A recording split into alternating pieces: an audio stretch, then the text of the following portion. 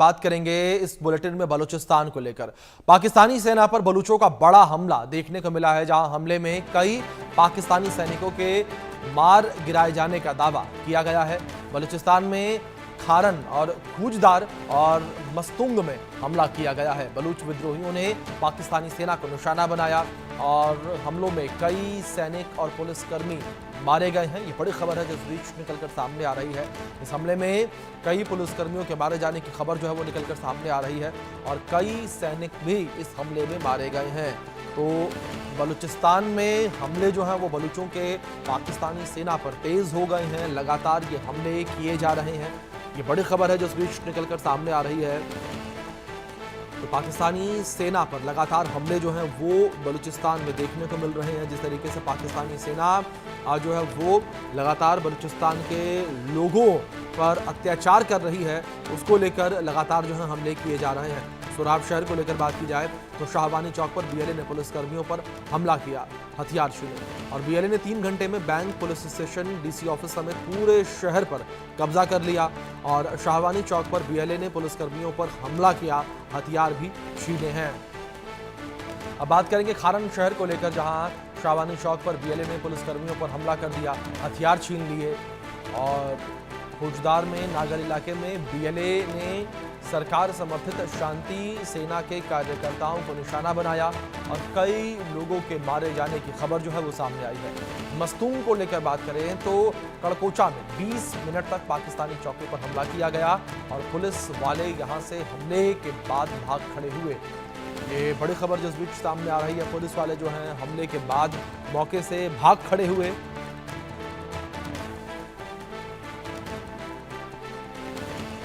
बड़ी खबर जिस तरीके से सामने आ रही है, लगातार बलूचिस्तान में हमले जो हैं वो बलूचों के द्वारा जारी हैं। लगातार बलूच जो हैं वो आज़ादी की लड़ाई को लेकर हमले कर रहे हैं। ये बड़ी खबर है जो इस बीच सामने आ रही है। तो बलूचिस्तान लिबरेशन आर्मी के लड़ाके जो हैं वो भी लगातार जो हैं वो हमले कर रहे हैं।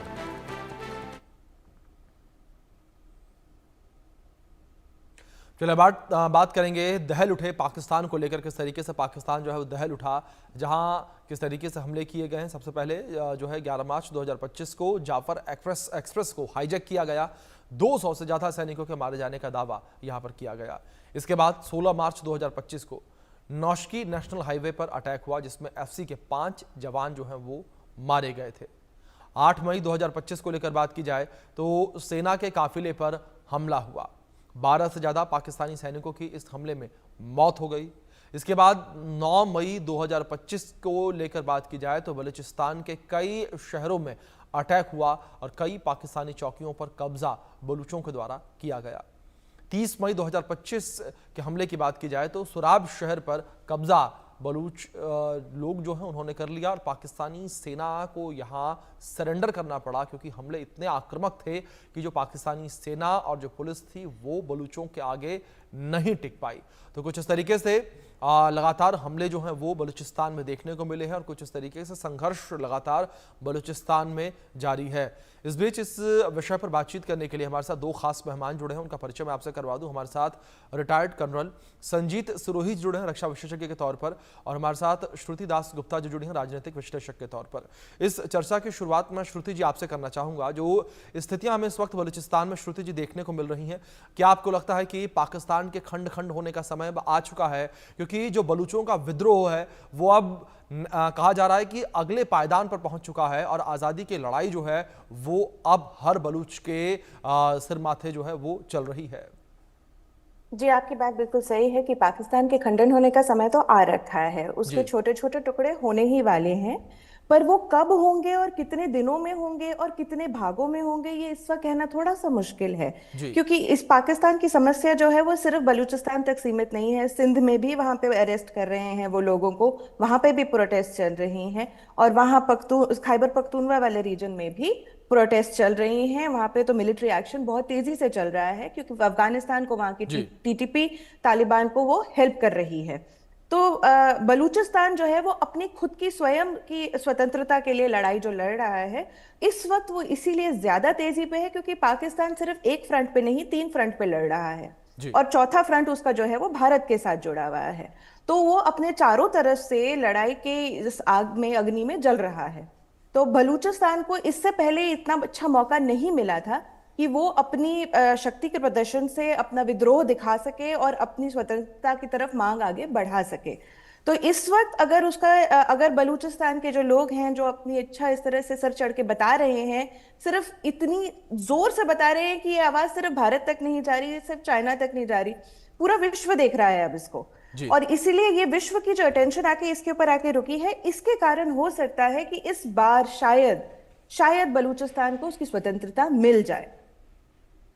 बिल्कुल, जाहिर तौर पर श्रुति जी, लगातार अगर बात बलूचिस्तान को लेकर की जाए तो बलूचों को लेकर की जाए, वो आज़ादी की लड़ाई को अपने और तेज़ कर रहे हैं। और संजीत जी, मैं आपका रुख करूंगा। सर, जिस तरीके से यहाँ पर हमले बलूचों के द्वारा, बीएलए के द्वारा देखने को मिल रहे हैं, और बड़ी बात यहाँ पर यह है कि बीएलए के हमले से पाकिस्तानी पुलिस और जो पाकिस्तानी फौज है वो डर खा रही है, डर के मारे जो है अपनी चौकियों को छोड़कर चली जा रही है। क्या संजीत जी आपको लगता है कि जो पाकिस्तानी सेना है उसकी कमजोरी ही यहाँ पर बलूचिस्तान की आज़ादी का मुख्य कारण बनेगी? अभिषेक जी, सबसे पहले तो मैं आपका धन्यवाद देता हूं कि आपने अपने चैनल पे मुझे बुलाया और एक अहम मुद्दे पे बात करने के लिए। सबसे पहले आपको ये देखना चाहिए कि जब हम कहते हैं कि फौज, पाकिस्तानी फौज वहां से चौकियां छोड़ के भाग रही है, पाकिस्तानी फौज नहीं है, फ्रंटियर कोर है। जी। वो इस तरीके से जैसे हमारी बीएसएफ वगैरह है। और जहां तक ताल्लुक है बलूचिस्तान का, बलूचिस्तान की लड़ाई कोई आज की लड़ाई नहीं है। बलूचिस्तान की लड़ाई तो बहुत सालों से चल रही है। जी। लेकिन अभी बलूचिस्तान की लड़ाई जो है तेजी इसलिए पकड़ी है क्योंकि जैसे श्रुति जी ने बताया है कि अभी पाकिस्तान कई जगह पे इन्वॉल्व है। भारत के साथ उसकी सेना अभी भी वही बॉर्डर पे लगी हुई है। उसके बाद बलूचिस्तान से जो सेना थी वहां से थोड़ी सेना वहां से हटा दी गई है और वो पाकिस्तान के ईस्टर्न बॉर्डर पे आके लग गई है, जिसकी वजह से वहां पे फौज की कमी की होने की वजह से जो है बलूचिस्तान ने अपनी एक्टिविटी तेज कर दी है। और इतनी एक्टिविटी तेज करी है कि एक ही दिन में 71 अटैक उन्होंने 52 जगहों पे अलग अलग किया है। और ये बलूचिस्तान के लोग जो कर रहे हैं, जो आवाम कर रहे हैं, उसका आपको हमको ये समझना चाहिए उसकी वजह क्या है। बलूचिस्तान तकरीबन पाकिस्तान का आधा हिस्सा, 44% जो एरिया है वो बलूचिस्तान का है। और वहां पे जो उनकी पॉपुलेशन है वो ज्यादा नहीं है, 5 से 6% है। लेकिन जो 5 से 6% भी पॉपुलेशन है वो भी गरीबी की जो रेखा है उससे बहुत नीचे है। तो लोगों का ये मानना है बलूचियों का कि हमारे यहाँ जितने खनन पदार्थ है, हमारे यहाँ ऑयल है, सुई गैस पाइपलाइन है, वो जी। सारी चीजें पंजाब, पाकिस्तान के पंजाब प्रांत में जा रही है और वहीं पे सारी तरक्की हो रही है और यहाँ पे तरक्की नहीं हो रही है। इसकी वजह से बलूचिस्तान ने जो है इंडिपेंडेंस मांगनी शुरू करी है। लेकिन इसमें जी। आप समझिए जियो पॉलिटिकली चाइना का इंटरेस्ट है बलूचिस्तान में, क्योंकि सी पैक कॉरिडोर चाइना से गुजर रहा है और चाइना ने ऑलरेडी $60 बिलियन इसके अंदर इन्वेस्ट कर चुका है। उधर अमेरिका की भी नजर बलूचिस्तान पे है क्योंकि बलूचिस्तान के मिनरल्स में बहुत रिच है। तो अमेरिका भी चाहता है कि बलूचिस्तान के साथ, तो पाकिस्तान इतनी आसानी से बलूचिस्तान को इंडिपेंडेंट नहीं होने देगा। अभिषेक जी। जी, ठीक है, जाहिर तौर पर। लेकिन इस बीच ये संघर्ष जिस तरीके से देखने को मिल रहा है, यहाँ बड़ी बात ये होगी कि अगला मोड़ यहाँ क्या देखने को मिलेगा। श्रुति जी, मैं आपका रुख करूंगा, लेकिन